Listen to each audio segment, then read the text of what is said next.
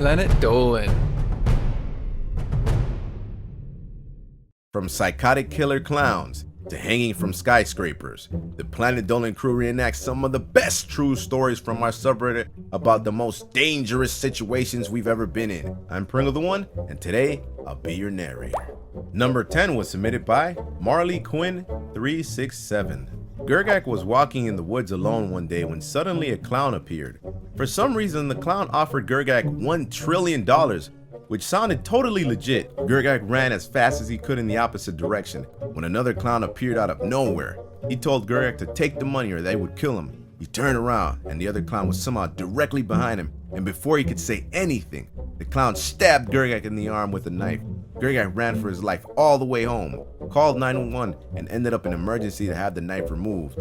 They never found the clowns. Number 9 was submitted by EkkoDatBoi. When Nixium was a kid, his mother had a really violent partner. One night he was woken up by shouting in the living room and quietly crept out of bed to investigate. He hid behind a door where he could see his mom's boyfriend pointing a shotgun at her face. He was screaming, saying he would kill her if she called the police. Nixium was so scared he fell over. His mom's boyfriend pointed his shotgun at Nixium and with an expressionless face told him to go to his room. Luckily, the neighbors heard the fight and the police shortly arrived afterwards. They never saw him again. Number 8 was submitted by DanFelixSjostrom. Sidious was up late one night doing work on his laptop when he heard something at his bedroom window. He went to the kitchen and grabbed a knife and crept back to his window to find a hooded figure climbing into his room. He panicked and threw the knife straight at the person and then hid in a different room. A few minutes later, there was a complete silence, so he walked back to his room and found the knife sitting in a pool of blood, but no one was to be found. He called 911, and the police told Sidious they couldn't find any trace of an intruder apart from the blood. He didn't get much sleep that night. Number 7 was submitted by KyiUzumaki. Spincess went to a water park once and decided to go on the biggest slide in the park. While she was waiting for her turn, she overheard two girls saying that if you lean right back, you get more of a splash at the bottom. She decided to give it a try and lean right back on the slide. Unfortunately, there was a single nail sticking out along the slide, and as she zoomed past, her hair caught on it, ripping out a whole chunk of her scalp and hair. She didn't know what happened until she got to the bottom and was sitting in a pool of her own blood.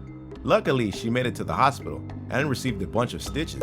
Number 6 is submitted by Fjdheuue. When they were younger, Gooby and Snoopy were staying in a hotel with their family. They were bored and decided to play in the elevator, so they pressed the top floor button. Halfway up, they heard a thud and then the elevator stopped moving between two floors. The door opened slightly and they could reach out into the elevator shaft. Snoopy reached out but suddenly tripped and fell. She screamed, and luckily Gooby grabbed her just in time, pulled her back in, and the doors closed behind them. The elevator started moving again, and when they got to the top, they ran back to the family, taking the stairs this time. Number 5 is submitted by Mad9449. Once when Salty Squid went to the beach, he went swimming and overheard some other kids saying there had been jellyfish and shark sightings recently. He figured it was just something kids say to each other to freak them out. He continued swimming, and just as a wave approached, he dove straight in only to find something immediately attached to his face. When he came out of the water, the kids nearby were screaming. A blue bottle jellyfish was wrapped around Salty Squid's face. He frantically pulled it off and felt his face stinging. The doctors told him if he had kept his eyes open a split second earlier, he would have been left blind. Number 4 submitted by SexyScotsman. When Spinal Palm and Princess Proton were traveling in Brazil, they were enjoying a nice night at the cinema. When the movie finished, they got in their car to drive home. After a considerable time of driving, Princess Proton realized they had taken a wrong turn and didn't recognize the neighborhood. As it got darker and there were less and less streetlights, they pulled over next to a seemingly abandoned house with no windows and ragged curtains. They were completely lost. Suddenly, a creepy figure of a man appeared behind the house window and pulled the curtain back. They spun the car around and drove as fast as they could in the opposite direction back to safety. Number 3 was submitted by Animegirl321. The worst situation Animations has been in was in 2nd grade and when she was practicing for a Christmas theater production. Her mom put a lot of hairspray in her hair for the big day and then dropped her at school.